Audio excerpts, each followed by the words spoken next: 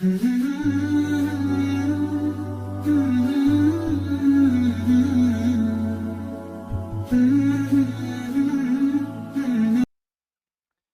الله الرحمن الرحيم الحمد لله رب العالمين والصلاة والسلام على سيدنا وحبيبنا محمد وعلى آله وصحبه أجمعين. Assalamu alaikum wa rahmatullah. J'espère que vous allez tous bien.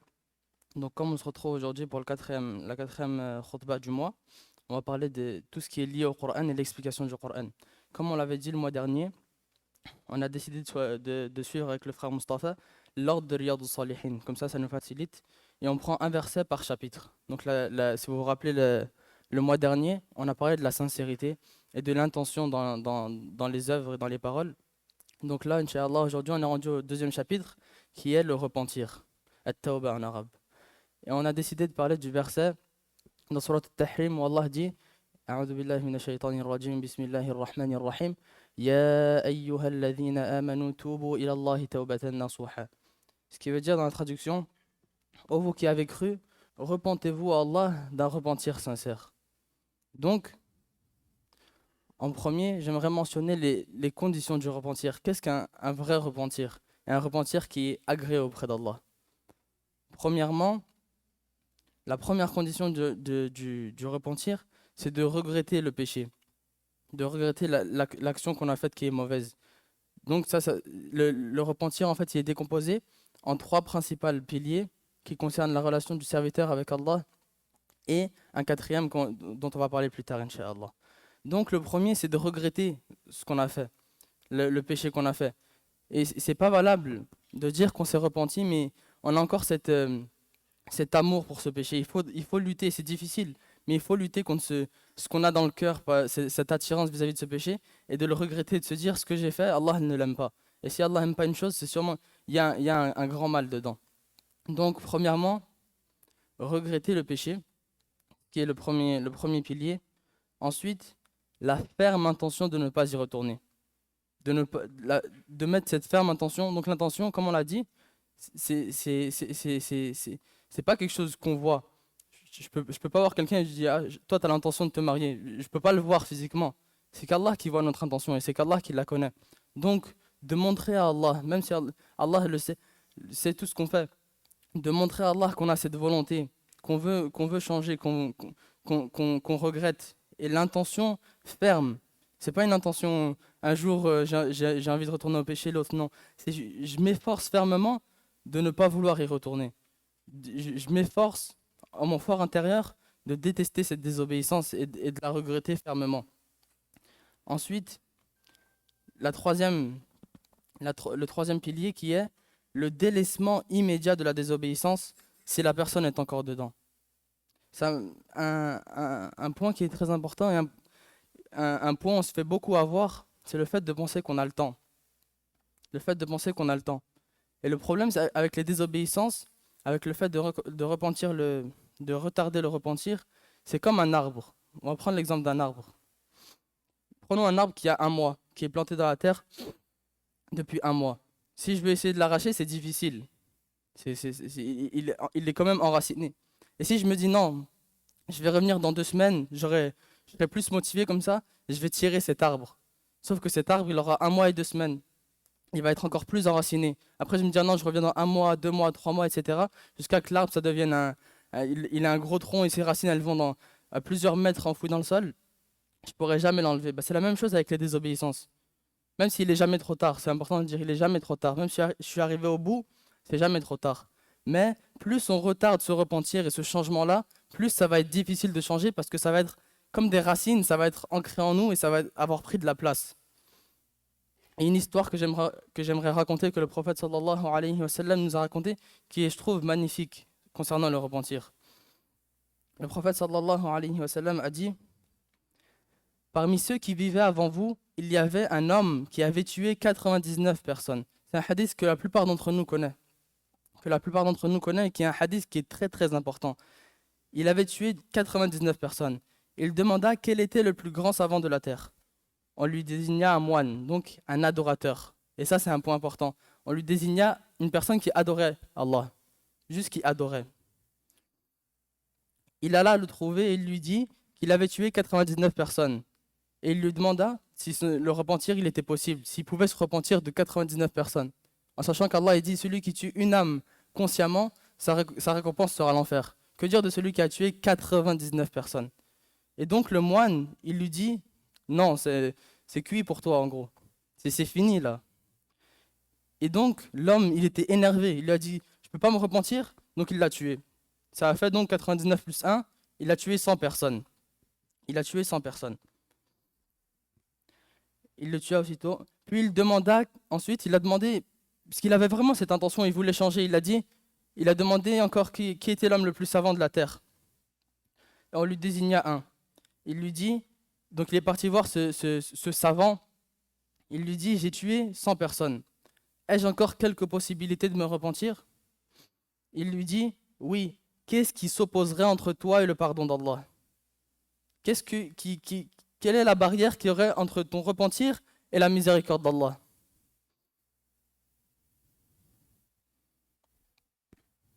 Ensuite, il lui a donné un conseil, il lui a dit, va à tel pays. Donc il lui a indiqué des voies de changement, de faire quelque chose, pas juste de rester là et d'attendre. Il lui a dit, va vers tel pays, c'est une terre où les gens sont bons et où on adore Allah. Une terre qui un bon environnement, il lui a indiqué un bon environnement. Adore Allah avec eux et ne retourne pas plus à ton pays car c'est une terre de mal. On voit, subhanallah, encore un petit point, l'environnement, comment il est important. Donc il lui a dit, quitte l'endroit où tu es parce que ça te pousse à faire du mal et va vers cette terre de bien. Il se mit donc en marche et lorsqu'il fut à la moitié du chemin, il fut atteint par la mort. Les anges de la miséricorde, ceux qui accueillent les mourants agréés par Allah, se disputèrent à son sujet avec les anges du châtiment, les uns voulant le destiner au paradis et les autres voulant le destiner à l'enfer. Les anges de la miséricorde dirent, il est venu plein de repentir, désirant de tout son cœur retourner à Allah. Et les anges du châtiment, dirent, il n'a jamais fait de bien dans sa vie. C'est alors qu'un ange vint à eux sous une apparence humaine. Ils le prirent comme arbitre, il leur dit, mesurez la distance qui le sépare de la terre du mal et celle qui le sépare de la terre du bien. Destinez-le ensuite à celle dont il est le plus proche. Donc s'il est plus proche de la terre de mal, c'est les anges du châtiment qui le prennent. Et s'il est plus proche de la terre, de là où il s'en allait, donc la terre de bien, c'est les anges de la miséricorde qui le prennent. Ils mesurèrent et trouvèrent alors qu'il était plus proche de la terre qu'il voulait rejoindre, et ce furent les anges de la miséricorde qui lui retirèrent son âme. Et subhanallah, lorsqu'on voit dans l'explication de ce hadith, il y a des narrations qui disent que Allah, il a changé les propriétés de la terre pour ce serviteur. Il est dit qu'Allah, il a rapproché la terre où il voulait s'en aller et il a éloigné la terre d'où il venait. Il y a aussi une narration qui dit que son corps, il a été déplacé, subhanallah. Et c'était à quelques coudées qu'il se trouvait entre distance. Il était vraiment à mi-chemin. Et on voit, subhanallah, que cette personne-là, elle a fait, personne d'entre nous ici a tué 100 personnes. Ou un péché qui équivaudrait. C'est énorme. Et cette personne, elle était pleine de repentir, pleine de volonté de changer et de se tourner vers Allah. Et Allah lui a permis. On se rend compte que, subhanallah, nos péchés, il ne faut pas regarder la grandeur de nos péchés. On a tous des péchés, chacun on a des péchés chacun à sa hauteur, mais il faut regarder la grandeur d'Allah. Allah nous promet un pardon. Allah il dit illa alladhina tabu wa man taba wa amana wa illa man taba wa amana wa amila amalan salihan fa ulaika yubaddilu Allahu sayyi'atihim hasanat wa kana Allahu ghafuran rahima. Allah il dit sauf ceux qui se repentent, croient et font des bonnes œuvres, ceux-là sont ceux pour qui Allah va changer les mauvaises œuvres en bonnes œuvres. C'est ça le commerce avec Allah. C'est pas simplement il efface nos péchés, mais par sa miséricorde, Allah nous permet que nos mauvaises actions deviennent des bonnes. Donc, la miséricorde d'Allah est bien plus grande que nos péchés. Et il y a également un hadith que je voulais mentionner. Le prophète sallallahu alayhi wa sallam a dit, d'après Anas radiallahu anhu, Allah a dit, donc c'est un hadith qudsi, ô fils d'Adam, tant que tu m'invoques et que tu as espoir en moi, je te pardonne ce qu'il y a en toi et n'en tiens pas compte. Ô fils d'Adam, si tes péchés atteignent le niveau des cieux, Puis tu me demandes pardon, je te pardonne et n'en tiens pas compte. Ô fils d'Adam, certes, si tu viens avec moi, avec l'équivalent de la terre remplie comme péché, mais que tu me rencontres sans m'associer, alors je te rencontrerai avec autant de pardon. On voit que la miséricorde d'Allah envers nous, elle est immense. Et il faut qu'on considère ça. Mais également, avant de commettre un péché, il faut se dire que le châtiment d'Allah, il est aussi immense pour ceux qui font des péchés. Il y avait une parole qui disait, le même Allah, donc Allah, celui qui châtie pour l'équivalent de peu de dirham, dans cette vie d'ici-bas, il châtie par le fait de couper la main, c'est le même Allah qui peut nous envoyer en enfer. Il faut avoir cette conscience et être dans un entre-deux. En même temps, on a espoir en Allah. On espère qu'il nous fasse miséricorde. Comme un oiseau, son corps, c'est l'amour d'Allah. Il aime Allah plus que tout. Et ses deux ailes, c'est la crainte et l'espoir. Il a peur d'Allah et il a espoir en lui. C'est un entre-deux. C'est pas on pense qu'on va aller au paradis comme les chrétiens disent. Dieu est amour. Billah. Non, on sait qu'Allah il saisit pour le péché et qu'Allah il aime ses serviteurs. Donc on est dans un entre-deux. On a peur et on a espoir en même temps.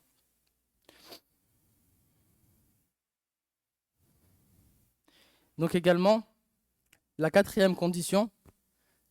Donc là on a parlé de tout ce qui est le lien entre le serviteur et son créateur, Allah subhanahu wa ta'ala. Donc le lien qu'on a envers Allah. Donc on a dit le regret de la désobéissance qu'on a fait, l'intention de ne pas y retourner et de ne pas y retourner et le délaissement immédiat de la désobéissance. Donc là, c'était les trois conditions.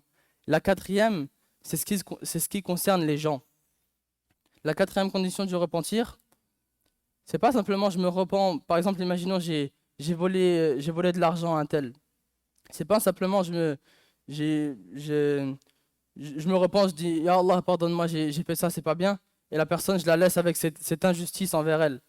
Mais il faut que je répare du mieux que je peux. Et si je peux pas, que je demande pardon à cette personne.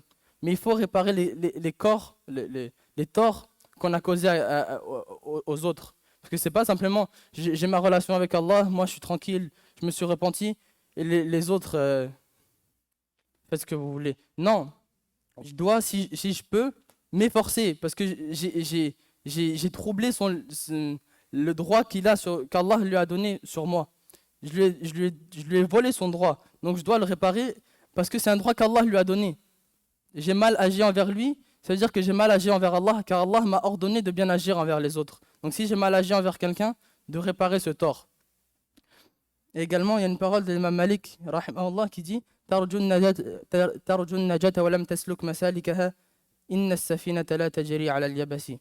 J'ai trouvé cette parole très intéressante, même s'il ne l'a pas dit forcément dans le sens du tawbah. Ça veut dire tu espères être délivré, tu espères réussir, mais tu n'empruntes pas les voies qui y conduisent, les voies de la délivrance.